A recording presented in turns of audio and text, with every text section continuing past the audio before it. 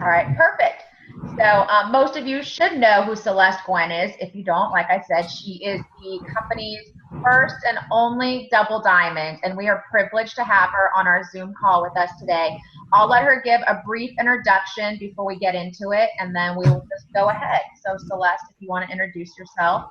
Absolutely. Thank you for having me on the call, Ariel. This is a big deal.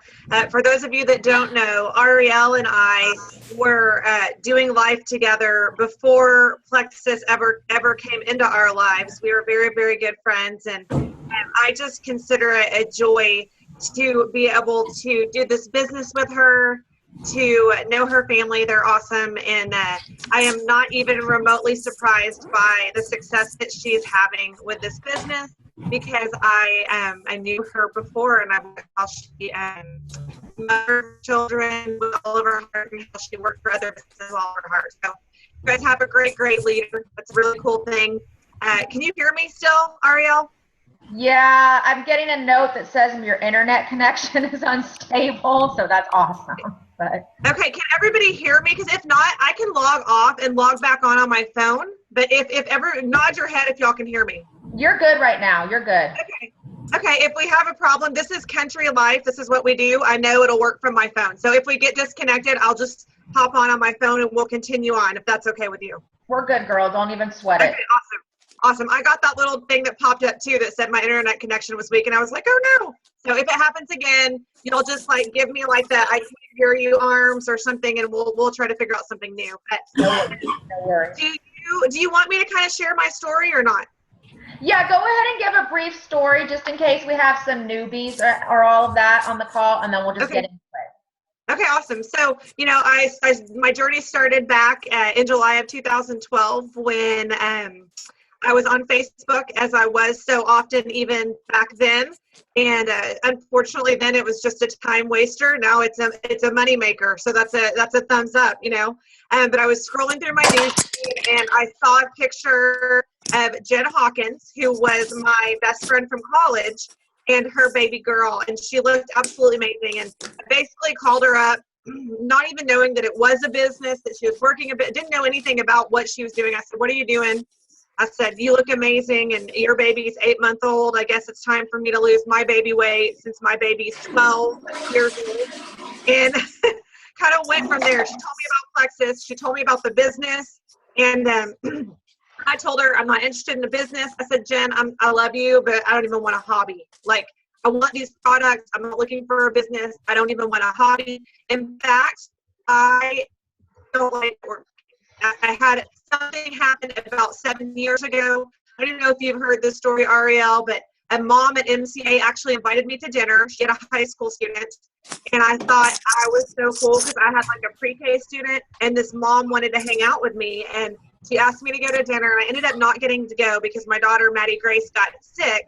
And when I called her to tell her I couldn't make it to dinner, she said, oh, don't worry, we do these every month. And come to find out, she was basically kind of tricking me into coming to an opportunity meeting. And wow, I mean, that turned me off. I was embarrassed. My feelings were hurt. I was like, what? Like, I thought this chick wanted to be my friend. And needless to say, that was my first encounter with network marketing. And I was so turned off. I'll tell you a little side note. That's one of the things I absolutely love the most about Plexus.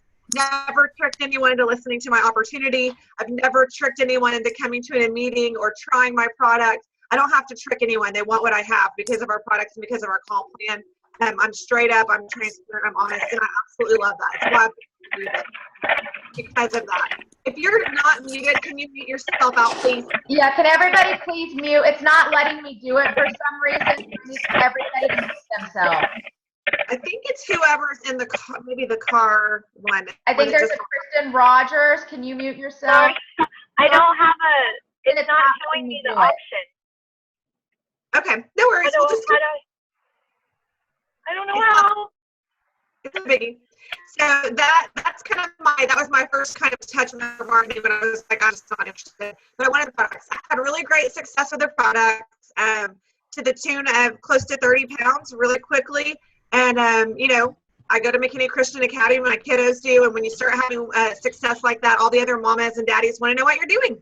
And they started asking, and I started sending them to Jen Hawkins. And I thought I was doing her a favor. I was a stay-at-home mom. I wanted that for my best friend. I wanted her to get to be a stay-at-home mom too, you know? So that was kind of a big thing for me to feel like I was helping her get to be a stay-at-home mom, and that was my goal. Well, after about 9 months, Jen came to visit me. I had, at that point, lost over 30 pounds. I was off of antidepressants with my doctor's help. Everyone in my family was having great results with the product, and she convinced me to join her to get my product at wholesale. She basically said, "You're an idiot," and your best friend can tell you that. She was right, I was. I had 4 people in my family on multiple products. I was like the best preferred customer. Hold up. Oh, I unmuted myself. I got it. Sorry. I was helping Jen's TV like nobody's business just through my product, but she convinced me that I would be much smarter to join to get my product at wholesale, and that was it. I said, "Sister, I am not working this business, but if it somehow helps you for me to join, okay, cool, I'm in." So I joined, and I'm on the phone with her, and she, right before I got the phone, she says, "Oh, by the way, me and Cody," that's her husband, who I also went to college with, "we're going to Maui here in about 5-6 months with Plexus, and it'd be sure to be fun if you could go too." And I said, "Well, what do I need to do?" And she said, "Well, you got to be Emerald." And I said, "Okay." I decided right then, I went from I'm never working to this business to I'm going to be in Maui in 6 months. Like, boom. If you know me, that's my personality. I am like all or nothing. I see Eric laughing and nodding his head. He's like, "You get it, right?" I'm like, "What? Trip to Maui's on the line? I'm in." So I started working my business right then. And I like to really emphasize that. I started working my business right then. I did not sit back and say, "I'm going to sign up a few folks and I'm going to ride their coattails." It wasn't like, "Oh, I'm going to win the lottery." It was, I'm going to work my business. I'm going to work my business hard, and this is my goal. And long story short, actually long, I'm not telling the short version. Sorry, Ariel. But we've got plenty of time. But long story short, I ended up making it to that goal of reaching Emerald in 4.5 months. I did get to go to Maui that first year. It was just Jen Hawkins and myself. The second year, I think we took, I don't even know, Ariel, you were there. How many did we take that second year? 75? Probably, that sounds about right. And then this last year, we had close to 150, 160. And I feel like this year we'll probably have 300 or 400 on our team there. So in 6 months, re-entered on my 7th month, which is the 11th way to make money with Plexus, if you're familiar with the comp plan. And actually went diamond on my 2-year anniversary. And actually, the day before yesterday was my 3-year anniversary with Plexus. So I've been on the products for 4 years, and I've been an ambassador for 3 years. And, you know, I talk about the product, and everybody knows the products work. I've had amazing success. Everyone in my family has. But I want to just talk for a second about the business opportunity and what that's meant for my family. And then we'll hop into these questions. But my husband's worked really hard. I've been a stay-at-home mom really since we got married. I've worked very little. Actually, had one job at a daycare, got pregnant, got sick, and I retired. And that was my 3-month career after graduating from college. So, you know, he's worked very hard. He was a Marine. He's a businessman now. He's always made it a priority to work hard so that I could stay home. We've made some sacrifices so that we could have our kids in private Christian school and I could stay home. But what a huge blessing it's been for me to take some pressure off of him, a lot of pressure off of him, and him be able to work his business and when he wants to, but we have a lot of freedom. That's been such a cool thing for my kids to have access to their dad like most kids never do. He is super involved in their lives, and it's an amazing thing to watch the relationship he has with my kids. But to be able to give back to our church, to be able to give back to missions. My dad's a missionary. We've been able to do some really cool things in Kenya. Really quick story. My dad's been going to a village in Kenya for the last 20 years. It's called Impukani, Kenya. And the name Impukani actually means land with no water. That's the name of the village. It has been forever. And we were able to be a part of drilling a well there this year, and now they've got free flowing water. So that gives me chills every time I tell the story. But that's just like a little teeny tiny taste of being able to do things that you kind of dreamt of. You see people on TV do things like that and help people, and you think, well, man, I wish I could help, but I don't know that I'll ever be able to do anything like that. Because of Plexus, we've been able to do crazy, crazy things for other people. And, and for my family too, go on crazy trips and take my whole family to Africa last year on a dream trip.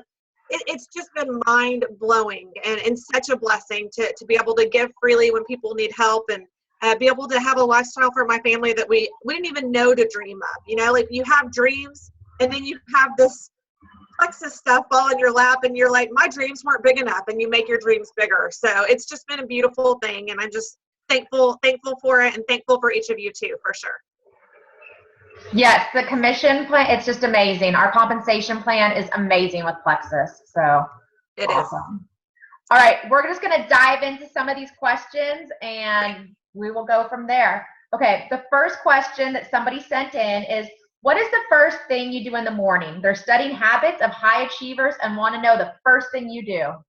Yes. Well, the first thing I do obviously is, get my kids up and fed and out the door. I'm blessed that my husband takes my kids to school every day now, which is also a new thing. For the first 11 years of their lives, Dad was gone before they even got out of bed. So we all have breakfast together. But once they're out the door, I start out with devotion. I start out in the Word. I start out in prayer. I pray for my team. I pray for my business. Obviously, I pray for my family. I pray for you guys. I pray for my leaders by name. And then, so that's probably about my first 30 minutes after I get my kiddos out the door. I allow myself about 30 minutes to play on Facebook. And I think that the reason that's important to share is because a lot of times folks will talk about working their business. And when I start talking to them, what I realize is, you're playing on Facebook. You're sitting in front of your computer and you're working your business, but really you're scrolling through your news feed all day long and you get sucked in. We've all been there, where all of a sudden you're looking through somebody's Disney album from 2009 that you don't even know, and you're like, how did I get here? It happens to me in that 30 minutes because I'm snoopy and I'm nosy and I like to feel like I'm diving into people's lives. But excuse me, I give myself about 30 minutes to do that every day.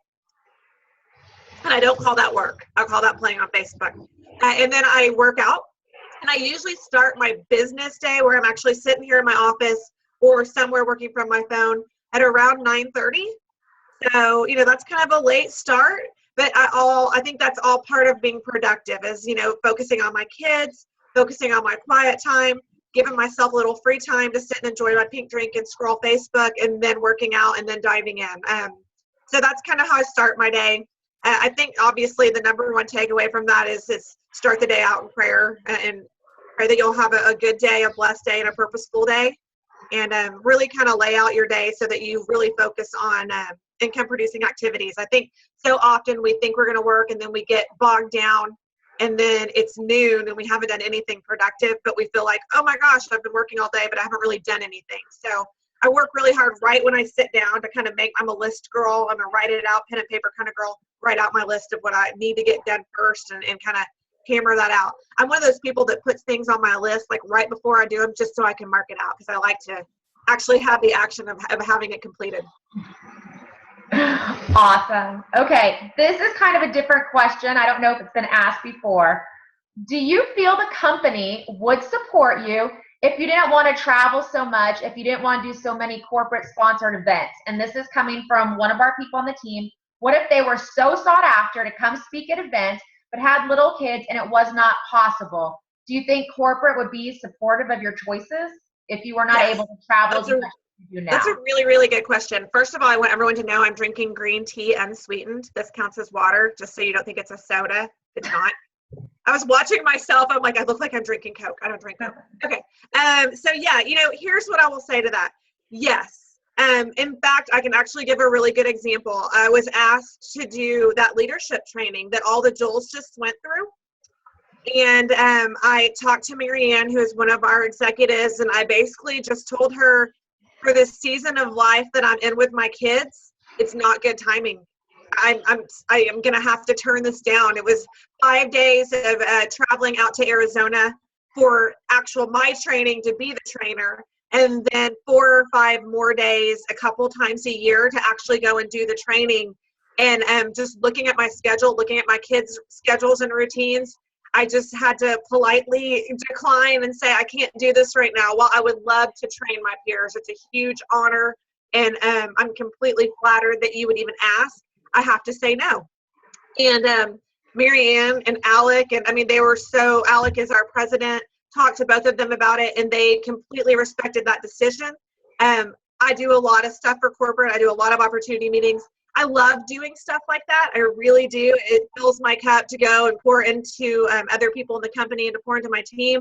But they are completely supportive of us putting our families first. They know that so many of us are stay-at-home moms and stay-at-home dads, that we are juggling. There's so many of us have careers and we're juggling plexus. So, there's leaders in this company that still have counseling practices, and there's still nurses, and there's still, lawyers. And then we have one that's a NASA, what is she? Like an astrophysicist. I don't even know. I can't even say the word. But I mean, so they get it. They get that this is a juggle for us. So long way to answer that question. Yeah, I think they would be cool. I will tell you where I am at with what they pay me. I feel like I owe them to do some stuff for corporate. I mean, they pay me really, really well. So I try to say yes as much as I can, and I do enjoy it. But it's definitely a balance for opportunity meetings, for any of the stuff. Speaking at convention, my family always comes first, period. And I think that they respect that. And I think my team respects that. I've set some good boundaries there.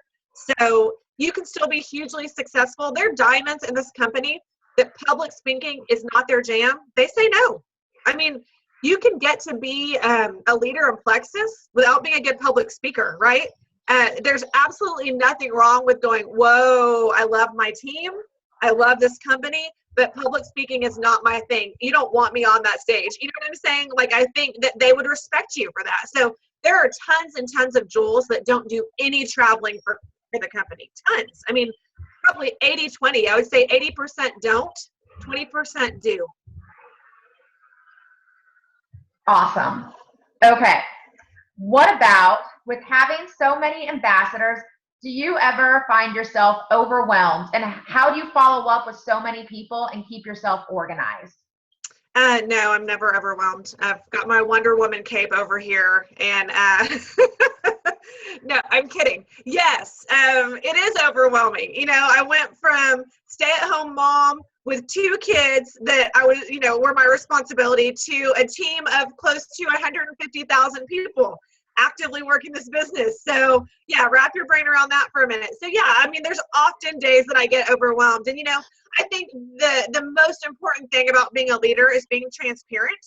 So I don't ever want you guys to think I have it all together. In fact, a mom at MCA sent me a text message a few days ago, and she said, I love watching you. You're such a great inspiration. The way you work your business, you're completely plugged into your kids' lives. You're a spiritual role model to so many in the community.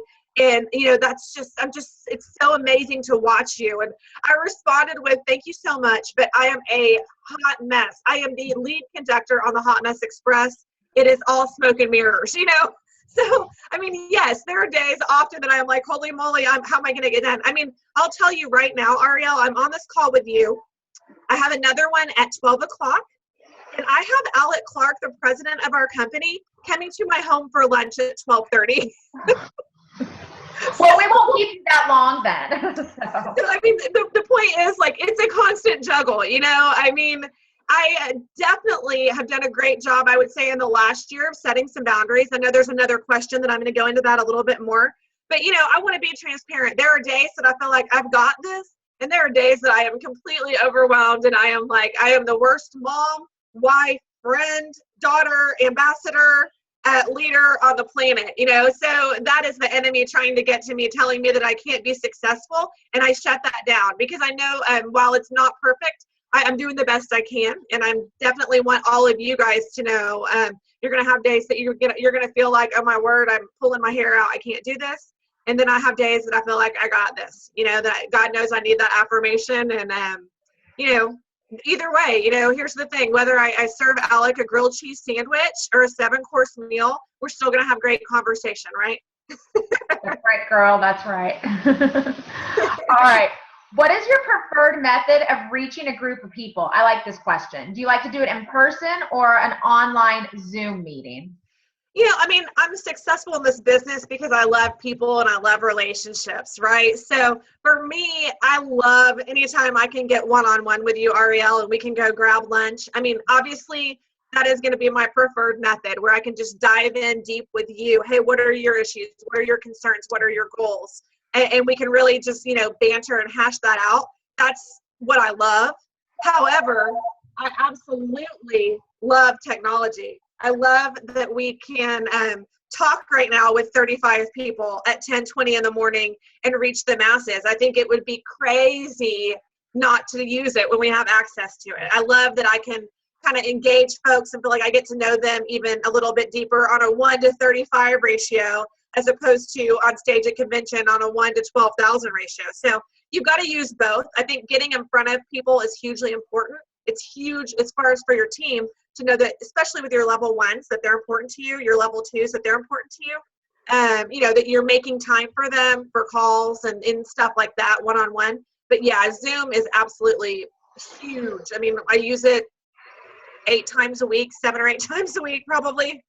So it's a big deal. Yeah, I love Zoom. I love it, love it, love it. Okay, this is from somebody. She has multiple people on her team who don't use Facebook and they are not willing to join. Do you have any tips for those people to help them grow that don't want to be on Facebook? I mean, here's the deal. It's going to be harder. It's not going to be as quick as it was for those of us using social media. But here's the thing. I mean, you look at Eric Worre and so many other network marketers that have been in this business for so long. Orrin Woodward, I mean, I could go on and on and on, who did not have social media to utilize. And they've been hugely successful with all different network marketing companies. It's going to require, like we were just talking about, a lot more FaceTime, a lot more phone time, a lot more coffees back to back to back to back. I mean, it can be done. I'm not the one to give advice on that because I've built 98% of my business using social media. And here's what I like to emphasize on that. When I say I've built using social media, I like to follow that up with, you don't have 2,000 friends on Facebook without having friends in real life, right? I mean, like when I was starting this journey. So when I say that I've built on social media, I'm obviously investing in folks. I'm obviously talking face to face. I'm obviously picking up my phone. I'm taking the opportunity to wear my Plexus swag to every football game, every volleyball game, every whatever my daughter's doing, theater, whatever. I'm looking for opportunities to engage folks face to face. So when I say that I built using social media, I'm still engaging people day in and day out. And I'm thinking what you have to do if you don't have social media and if you refuse to use it, you just have to be very, very concentrated with your daily life. As you're going through your day, you've got to be very directed at, I've got to share with folks. I've got to engage this waiter because he was really great. I've got to engage the people sitting next to me at the volleyball game. I can't sit with my friends. I've got to find somebody I don't know and share with them. And just as you go through your day, really make that pointed effort to engage people, which we still do, even those of us that have used social media. Awesome. Okay. I'm sure you've been asked this before, so we won't take too much time. People want to hear how you answer, what do you do for a living? What would be your quick elevator speech, I guess? Okay, well, so this week in Mexico at the pool, I had lots of people ask that. And basically, I just say, yes, over 150,000. Sorry, I see somebody chatting on there. Over 150,000 active. So that's probably, I don't even know how many total. So a lot that are actually working the business. So, or at least active and getting their auto shipment every month. But so basically what I say is that, what do you do? I work for a health and wellness company. And they'll go, oh, which one? And I'll say Plexus. Plexus Worldwide, have you heard of it? And they'll either say yes or they'll say no. And if they say yes, and I'm like, yeah, it's network marketing, and I've got this huge team, and I'm able to work from here. I'm actually working right now. Like I told 5 or 6 different people that because we stayed for a very, very long time. Most people come and stay for 3 or 4 days. And then people would get there and they'd be like, whoa, you're already tan. And we're like, yeah, we've been here for 5 days. So then they're like, well, how do you do that? Like, what do you do? That happens a lot when we're traveling. When people will say, oh, you're working from here? And that leads into, I work for a health and wellness company. I can work from anywhere. And it's really easy for me to be bold now. I love that when somebody will go, oh, is that network marketing? And they, they kind of do that face. And I'm like, yeah, it is. I say it's network marketing done the way it could be done and should be done, but it seldom is. I'm like, our call plan is amazing. We have amazing products. I said, listen, I get it. I was turned off by network marketing. I absolutely love this industry now. And I'm really bold about the fact that it's network marketing. And what I found is when I come at it with like, yeah, it's a positive. I have a $34 investment, and then I can whisper in their ear what I make monthly. That gets their attention. And here's the thing. If you're a silver ambassador and you're making $500 a month, $300 a month, if you're gold making $2,000 a month, and you whisper that in somebody's ear and you tell them it was a $34 investment, you don't have to be making gangster money for that to get somebody's attention, right? $250 a month for a $34 annual investment, that's a good ROI, right? I mean, people are like, whoa, your return on investment is what? And that's a big deal. So I'm just really bold about what I do. I'm bold about the fact that it's network marketing. I'm bold about the fact that I can work from anywhere. I'm really bold about the fact that I'm still a stay-at-home mom.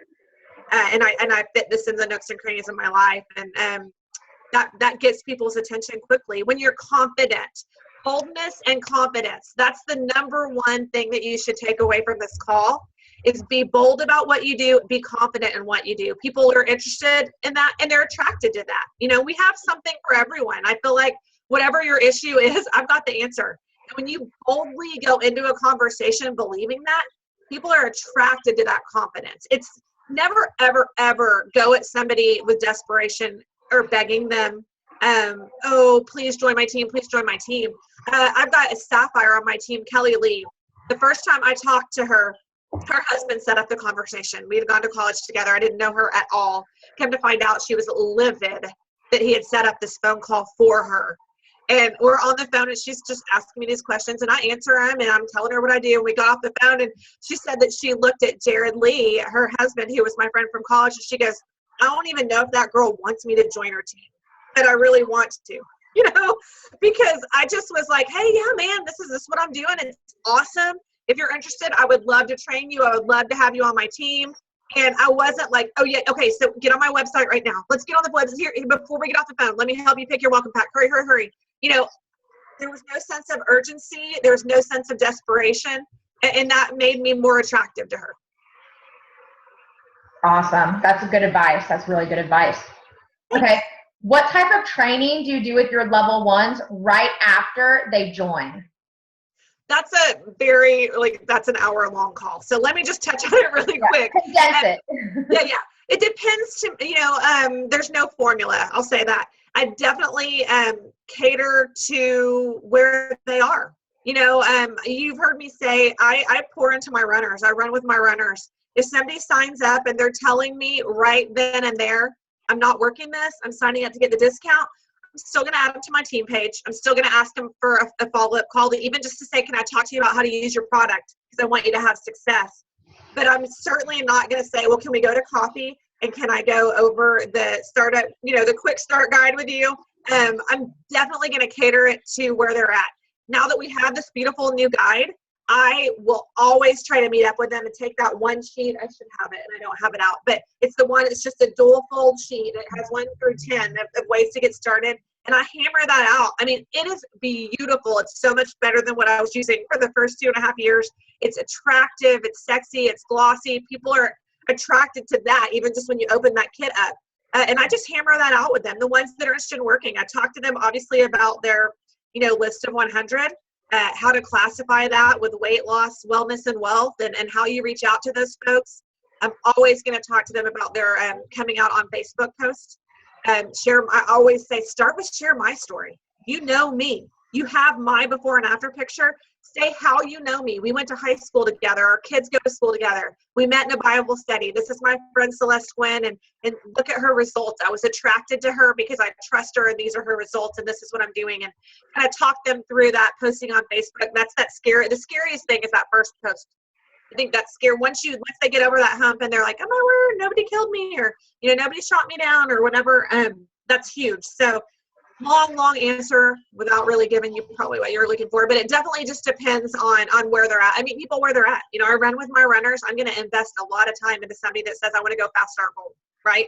No, absolutely. And like you said, the success kit. So that's a great place the to start. success kit it just simplifies what we're doing. I mean, there's nothing you can do better than what they've given us, because that success kit is a culmination of all of us jewels and what we were doing before, tied up with a beautiful little bow. I mean, it's amazing. So yeah, that's definitely the best way to get started.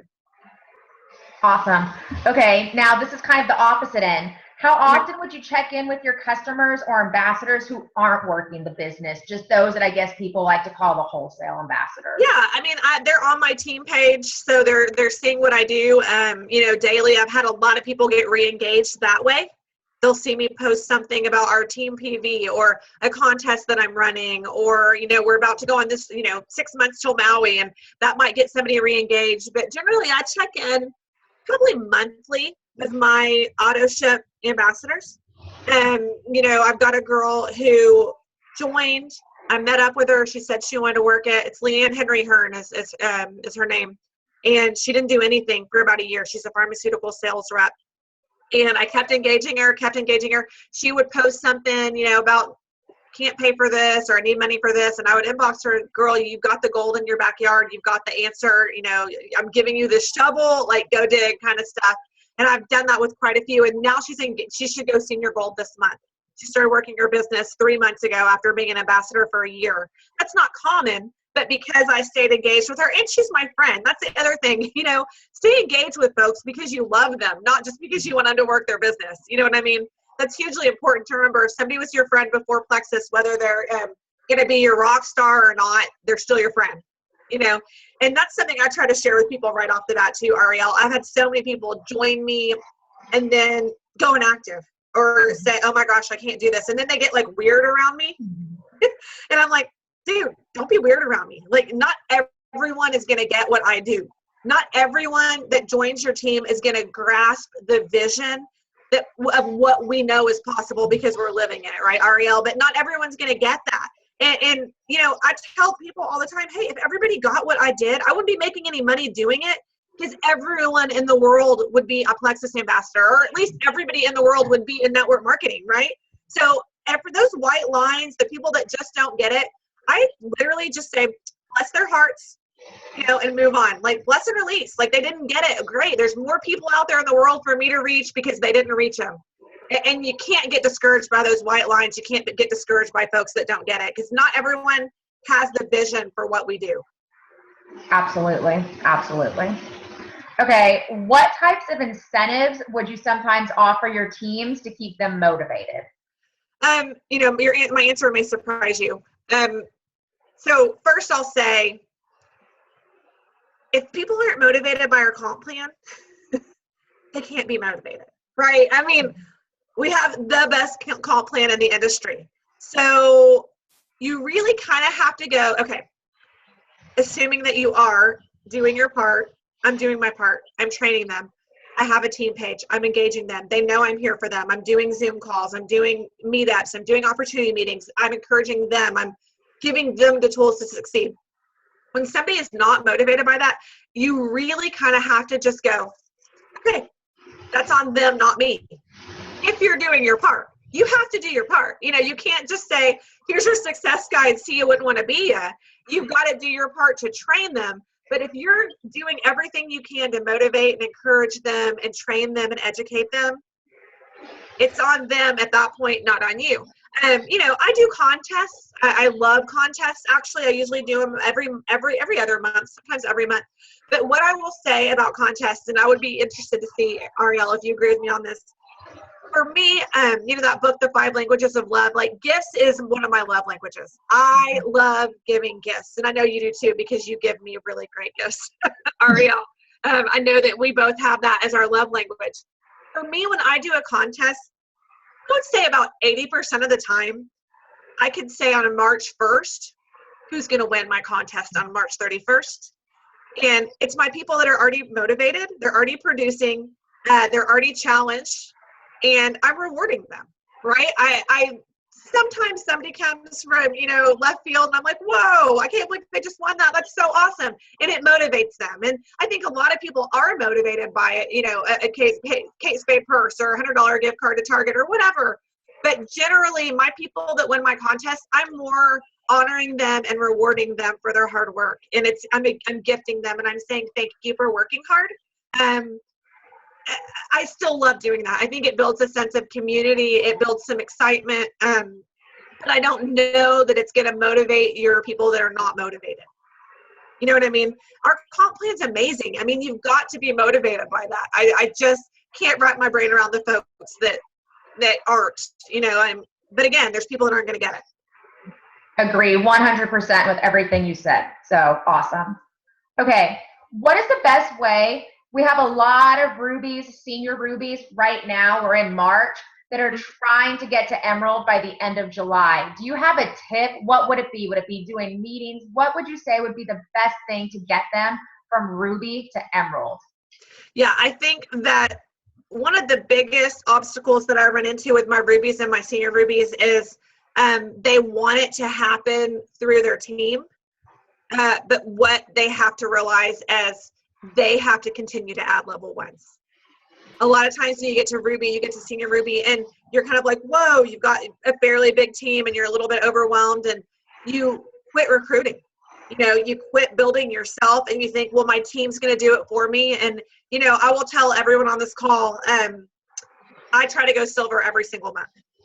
2 years in, I add 3 new ambassadors every single month. I think I've had 3 times I haven't. 3 months I haven't in the last 3 years of being an ambassador. I try very, very hard to add. So I'm trying to lead by example for you guys, right? But you cannot count on your team to do it for you. You've got to continue to be adding, and then not just adding them, but training them and teaching them about that power of 3. And so as far as, there's plenty of time for a ruby or senior ruby to get to Emerald by July 31st. I'll tell you that right now. How many months is that? March, April, May, June, July. 5 months. So I went from ambassador to Emerald in 4.5. So if you're ruby or senior ruby, it's doable. It's very, very, very doable for even a gold or a senior gold if they're really motivated.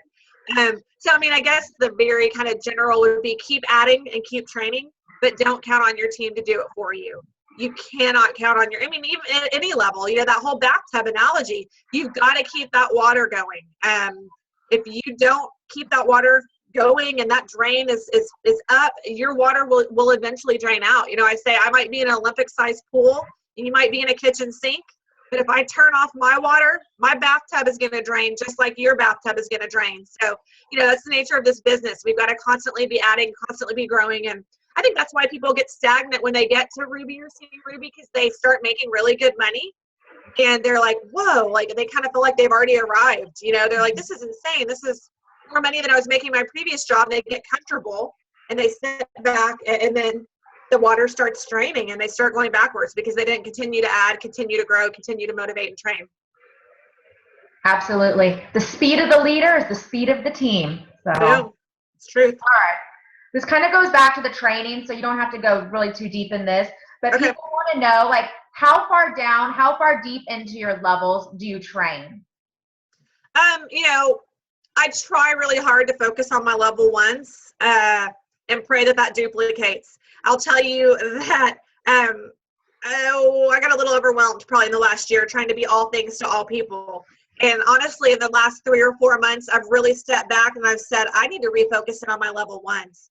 I need to refocus in on my folks that joined me on this journey because they trusted me. I need to be there for them and be what they need, and then just hope that duplicates, it trickles down. If I'm doing my job and then you do your job, that's going to trickle down. That being said, I've done meetings for level 4s. You're my level 2, and I'm doing this call for you because you're one of my best friends. I would do this for another level 2 as well, though. I think it's really looking at where your growth is and going, it's worth it to invest in that team because they have excitement, they're runners, they have passion, and I see that with you guys. So I think really, I focus in on my level 1s. I have a core page that's just my level 1s and a couple of level 2s, and I really try to pour into that page and pour into those folks, and that's where I do contests and stuff like that. Obviously, I don't do contests on our big DDD page, but There's absolutely, if you see a 2 or a 3 and they want it and their upline is not doing anything, it is beneficial for you and it's the right thing to do. I mean, just from a moral standpoint, if they want it, to pour into that person and to give them that attention. Just don't get spread so thin, like we talked about earlier, that you lose that balance and then you're going a little cray-cray. But definitely nothing wrong with pouring into 2s and 3s that want it if their upline's not doing anything. Awesome. What mistakes do you most often see new ambassadors make? I think it's not sharing soon enough. The ones that say they want to have results first, or I'm going to do this for 3 months, but I'm not going to post on Facebook. They just feel like they can't share yet. And I mean, even with leaders, that is always the biggest regret is, oh my gosh, I wish I would have shared sooner. I wish I would have shared sooner. And I think also not just sharing, but that confidence and that boldness. I think that that's something that people lack in the beginning. And I get it because they don't have personal results. They don't have even personal financial results yet to share. But I think that if you can really get people plugged in and passionate from the very beginning, that's the best way to start off. I think so. The biggest mistake would be not sharing soon enough and not having the belief and the passion right out of the gates as they start sharing. Awesome. Okay, I like this next question as well. Do you give samples, and what is your reasoning if you do or do not? I know everybody has a different theory on this, but we would love to know yours. I do. I'm very, very picky and chinchy with my samples because it's an investment. One thing that I love to do is, if somebody wants a sample, I'll send them a video to watch, whether it's about the product or comp plan or maybe like my diamond doc or somebody else's diamond doc that relates to them. And I'll say, hey, watch this video, inbox me 3 things that you learned, and I'll send you a 3-day trial because they've invested something. What I've found is a lot of times when you hand out those 3-day trials, never the 7-day trials. Holy moly, that's a huge. I've never, ever done that with a 7-day trial. I've done contests for them, but I've never just given them away. What I find is it'll go in somebody's mail pile. It'll go in their junk drawer. There's nothing invested. They have nothing invested. It means nothing to them at that point. They don't know what they're sitting on, what's in that drawer collecting dust that could be changing their lives. But a lot of times if you make them watch a video or something like that, listen to a Wednesday night call, a training call, hop on an opportunity Zoom, something like that, they're invested. Time is valuable to folks. If they're spending 8 minutes listening to a call or watching a video, they're going to be more likely to take that 3-day trial. And they're becoming more educated on our company and the products at the same time. And it's building their belief before they've even tried the product. So that's a big deal too. I'll hand out a stick of Slim a lot quicker than I will a 3-day trial or something like that. But I think you just have to be selective. You have to really gauge people. If you really see someone's really not going to order product, even though I'm telling you there's a 60-day money-back guarantee, they really, really want to sink their teeth into it, then I might be, here's a 3-day trial. I make sure they know that it's an investment for me. Mm-hmm. Hey, man, I'm really trusting that you're going to take this. It depends on your personality. I'm a little bit bossy, and my audience knows that. So I can say, man, this is a $15 investment. I'm giving you this, but I'm going to check with you tomorrow to make sure you started, right? And I've literally told people, Ariel, I give them a 3-day trial. I have a girl on my team now, Amber Hascoat. Do you know her from MCA? I don't. Anyways, I think she's gold. And anyways, I gave her a 3-day trial. It took her a month, 2, 3, I don't even remember to take it. I finally reached out and I said, hey girl, I'm going to swing by and pick that 3-day trial up. I've got somebody else who wants to get started tomorrow. She started that day. It'd been sitting in her mail pile for 3 months, So you just have to make sure people know it's an investment for you. And I love, love, love the idea of having them listen to a call or something so that they're invested too. Awesome. Okay. What one thing do you see the most successful ambassadors on your team doing? Being consistent, having events. I mean, those events, I'm telling you, it's not necessary. It's one of the beautiful things about this business. We don't have to have parties. We don't have to do all that stuff. But when someone has an opportunity event, whether it's in their living room or at a coffee shop with 4 friends or a big one somewhere, that you've got money start coming in from that team. It's just, that builds belief in folks. Hearing those testimonies, whether they're financial or product or both, that gets people excited, and that's what really the stories, facts tell, stories sell. Those stories that people hear at those events, that is the emotion. That's what gets people excited. So people having events, and then leaders are just the boldness. I keep going back to that, but it's consistency and boldness. That's what I see the most successful ambassadors doing. Awesome. Okay, we have a couple more, and I know it's getting late, so we'll just try and, I'll try to talk less. No, you're perfect. You're perfect. Okay, and I think this next question, a lot of people deal with this. My biggest obstacle is finding people that want to work. I'm able to approach people easily about the products. However, I find it difficult to capture interest about the opportunity. A lot of people are so afraid to talk about the business. Well, okay, so you kind of answered with your last little, what I like to follow up with on that is, are you sharing about the business? You know, people will say, oh, I can't get anybody to join me with the business opportunity. And I'll go, well, are you sharing the business opportunity with them? And what I find more often than not, it is a very easy thing to share about personal results, right? Like with the product. Like if you're sleeping better, if you have better energy, if you're happier, if you're losing weight, if you're able to come off of medication with your doctor's help, like whatever Plexus is doing for you, you're shouting that from the rooftops. But, you know, we've been conditioned, and it's probably, I mean, it's not a social norm to talk about, you know, let's put it this way. My husband is not ever like, you know, sitting at the bar at 5 o'clock talking to his buddies about his paycheck, right? I mean, it's just not what people do. My husband doesn't go to a bar at 5 o'clock. I don't even, whatever. I don't know that he's ever gone to a bar without me ever in his life. But anyways, you know, businessmen, generally they don't sit around comparing paychecks, right? Like, it's not like, hey man, you should come work with me because I'm making whatever a month. But if we're not sharing, how can we expect people to join us? Network marketing is a different animal. We are not in traditional business. We are it's attraction marketing. If we are not attracting people by sharing about the financial opportunity, why on earth would they even know that they want to work this business? Why on earth would they even know that they want to join us if we're not sharing? So be transparent as you can. You know, I mean, obviously I don't tell people what I make anymore at this point, but in the beginning, when I was making $2,000 a month, I mean, I was like running up and down the deck with my paycheck. I don't know if you remember that at MCA. I'm like, oh my gosh, look at this, you know? Oh, she was. She was. You were. I remember the first time I went to tells the story. $2,000 paycheck. Yeah, I mean, I walked into Laura Clouds. She's a pre-K teacher at MCA, and she's now a sapphire on my team. I'm literally like, oh my gosh, look at this. Look at this. And we were freaking out, you know? So I was sharing from the beginning, obviously, about the business opportunity. That's the number one thing. You know, and again, it's leading by example. You know, basically this question is really more saying, people are attracted to products. I can't get them to do the business. And I think that's leading by example. It's you being consistent with sharing, being consistent with working your business, and then you seeing those results through the paycheck, and then sharing with folks how that is helping your family. And you don't have to share your amount. I mean, you can talk about paying your kids tuition or taking your family to Chili's and bowling. I mean, that's a big deal for some folks that haven't been able to take their family anywhere. You know, Silver Ambassador making $200 a month that's able to take their family of 4 out to bowling and Chili's. There's somebody envious when they read that on Facebook or when they hear that, because they haven't been able to do anything fun with their family in a long time. Absolutely. Absolutely. Okay, this next question, I know you've kind of talked about this. They want to know how you balance family and business.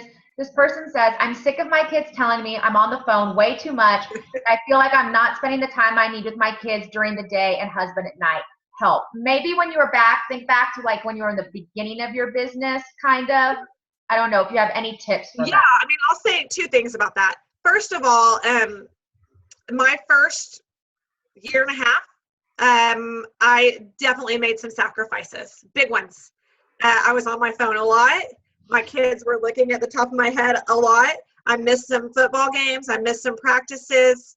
I wasn't on the trampoline with them like I was for the first 11 years of their life for an hour every day. But what I will tell you now is everyone in my family will tell you that it was worth the sacrifice, 100%. In fact, a couple months ago, we're on our way home from church, and my son's in the back seat, and just out of the blue, he said, this has been the best year of our lives. And I was like, wow, you know, that's cool. And then I turned around and I said, wait, hold up. I've been gone more this year than I ever have in your whole life. So I don't know if that's a good thing or a bad thing that you're saying this is the best year. But, you know, here's the thing. My family has seen us be able to give back. We've gone on trips we never dreamt possible. We've added onto our house. We've done all these crazy things. We have this quality time together now that we never, ever thought we would have, you know, with this freedom that we have through this thing called network marketing. So balance. There was no balance for me for the first year and a half. I'm transparent and real. I worked really, really hard. My husband used to say, if anything ever happened to me, he was going to remember me by laying in bed by light of iPhone glow, right? Because it's dark in the room and it's 11 o'clock and I'm over there working on my phone. But it was worth it now. And I will say, set boundaries. You know, I mean, it's okay to put your phone down for 2 hours in the afternoon if you're a silver ambassador, if you're gold, if you're senior gold. It is okay to say from 3 to 5 p.m., it's picking up my kids from school, it's snack time, it's homework time, it's dinner time, and then it's back to work. Or it's staying up 2 hours later at night after your kids go to bed not watching TV. I didn't watch TV for 2 years. And I'm smarter because of it, right? I mean, you'd be shocked if you really look at the hours a day that you actually waste, how much you could do without it affecting your family. I'll leave that at that. But, you know, I'll say delete Candy Crush, you know, like that's going to step on some toes, but delete some games from your phone that may be wasting time that you don't need to do, stuff like that. But set boundaries. I will tell you, I have business hours. I work now from about 9 to 3, 9 to 4 some days. And then I put my phone down now. So for those of you that are doing it 24/7, 365 and going, oh my gosh, like I don't want to do this for the rest of my life. I can't keep this pace. You don't have to. I was on vacation for the last 8 days. I worked for probably 30 or 45 minutes a day. It took 8 days off completely, got up before my family woke up. And I'm, you know, being rewarded for that through this beautiful thing called residual income, right? Didn't work for 8 days and still made a very, very hefty paycheck during that 8 days. But I did do the time. I worked really hard. Absolutely. Absolutely. Okay. Do you have an example of a follow-up message and or follow-up system by talking to people about Plexus? Or does it just kind of vary from person to person? I'm looking at this question. I didn't even look at this one earlier. I think making it personal is really important. So often, I think for the sake of saving time, we try to do like a canned response. And I think that's okay. I have canned responses. And what I'll do is I'll copy and paste that canned response. I'll go in and I'll say, hey, Kristen, hope you had a great time on your cruise. So great to see you. I love seeing all the pictures of your beautiful family. Canned response. You know, copy and paste that canned response. And then, hey, I'm here if you have any questions. Let's go to lunch next week at Patina Green, place in McKinney, where she lives and I live, and there we are. So keeping it personal, I think, is really important. And that's easy to do. You can still save time with those canned responses in your notes section and still take a second to make it personal with the follow-up. But, you know, I think it's also, you're talking about following up to get people to join your team, right? Or customers? Yeah, that's what I'm guessing. Yeah. Yeah. So for a customer, a really good follow-up is, hey, by the way, you said you're interested last month. Did I mention we have a 60-day money-back guarantee? I'm taking all the ownership. I'm saying, dude, try these products for 2 months. You don't have results, no sweat off your back. That's a great way to re-engage someone. I usually save that for the second or third attempt. And never, ever the very first time mention that we have a 60-day money-back guarantee. I save that to have that in my back pocket as a reason to follow back up. When the company does specials, that's another great way to follow back up. You know, with other paying half of your membership fee this month, you've got through March 31st, you know, or whatever the special is that month. Hey, free shipping if you want to order, great way to save a few bucks. That's the kind of stuff that I use as a reason to follow up. And I'm very, very, it's because it's just my personality. I type the same way I talk, you know, hey girl, hey bro, you know, like whatever, like I'm casual. I'm not stuffy, because people would know that is not Celeste. Like, you know, you've got to type and communicate with folks in the same manner that you would with daily life. And one more tip really quick, voice messenger. Holy moly, that is a game changer for our business. You type a message out to someone, they read it. But you message someone, oh my word, I am using this Plexus stuff. It is absolutely amazing. It has changed my life. It's done X, Y, and Z for me. Girl, you need this. Message me. Or, hey, I'm doing this business, and because you're successful with business, Jim, you came to my mind. I would absolutely love to talk about this. This comp plan is going to blow your mind, and because I respect you as a businessman, I would absolutely love to share this with you. The difference in typing out a message and them going, whoa, she's really excited about this. You can't deny that excitement when you hear my voice. You know what I mean? The other thing about following up with somebody for the business opportunity that I want to touch on really quick, and then we'll hammer this out, is if you go at somebody with a positive, they're not going to come back at you with a "you suck."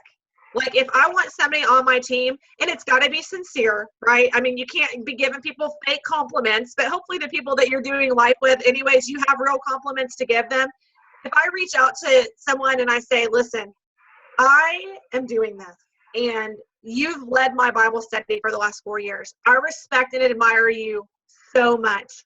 Everyone in the community respects and admires you. I know you can have success with this because people look up to you. I would love to share this. Whether they're interested or not, they're going to be flattered, right? I mean, I want to share my business opportunity with you, but I'm telling you how awesome you are in the process.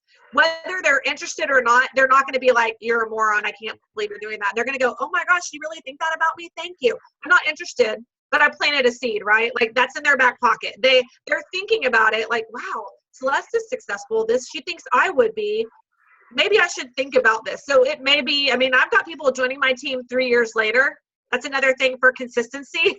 They've been watching me for 3 years, and they joined my team last month before last. So that's another huge reason to be consistent. These are folks that I've reached out to that now all of a sudden something clicked. Awesome. Thank you. Okay. One more question for you. Okay.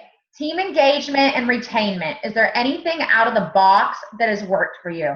I know we cannot motivate folks that don't want it, and team culture is super important, but just wanted to see if you have any other tips for us. I think staying engaged on your team page is absolutely vital. Staying engaged, building that sense of community. I mean, how blessed are we to have that forum of Facebook where we can do that and we can keep other people connected and engaged. I mean, I love the idea of doing a retreat. I do one for my leaders every summer. I love the idea of doing these Zoom calls and asking other people on your team to lead. I think that's one thing, if I have to just give you one, that Jen and I have done very well. Because she's a busy mom of 3 and I'm a busy mom of 2, we knew that it was vital for us to do team calls every week. However, we knew it was very, very unrealistic for both of us to be able to do a team call every week. So we started calling on our leaders. We started calling on golds that we knew they were going to be leaders. We saw that in them. We breathed that belief into them when they were gold and asked them to do our team call for our huge team. And that really has done a lot for our team, I think. And that we have a team call every week. Jen and I haven't led a team call in, 2 years for our whole humongous team. I do these 7 or 8 times a week where I'm with, 50 to a couple hundred. But that's a big deal. It's setting up people to be leaders by telling them that you see them as leaders. I think you find 3 or 4 people on your team and you say, man, I want you to be my runner. I see you being successful at this business. Come alongside me. We're going to do this together. We're going to go to the top, and hey, you need to host the meeting. That's the other thing is don't spoon feed folks.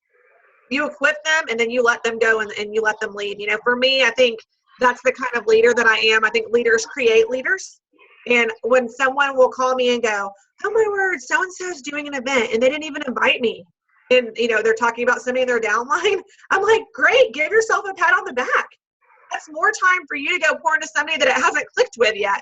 So when I see people doing their own thing, starting team pages, doing dinners, events, whatever they're doing, and they don't include me, awesome.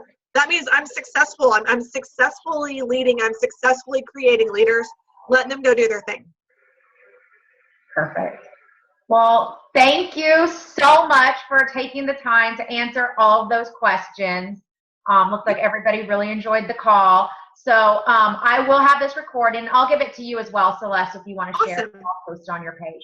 But we really thank you so much. You are a wealth of knowledge. I've known her, like she said, before Plexus, and I still learn new things from her every single time we talk. So she's just an amazing person all around. So thank you for taking the time to do this with us. Man, thank you so much for having me. And, hey, listen, I know how this business works. I'm the one on stage. I'm the one, getting accolades so often. But I always, first of all, want to give glory to God. And second of all, I want to give thanks to my team. I absolutely know beyond a shadow of a doubt that I am where I am and Ariel is where she is, because we have so many people on our team that have the passion and the drive and the excitement that we have. So I just am grateful. I thank you guys for working hard. Thanks for taking time out of the middle of your day. It shows me that you're serious about your business. So I appreciate each and every one of you so much. Awesome. Thanks, everybody. Thank you for being on. All right. Bye, guys. Bye. Thank you.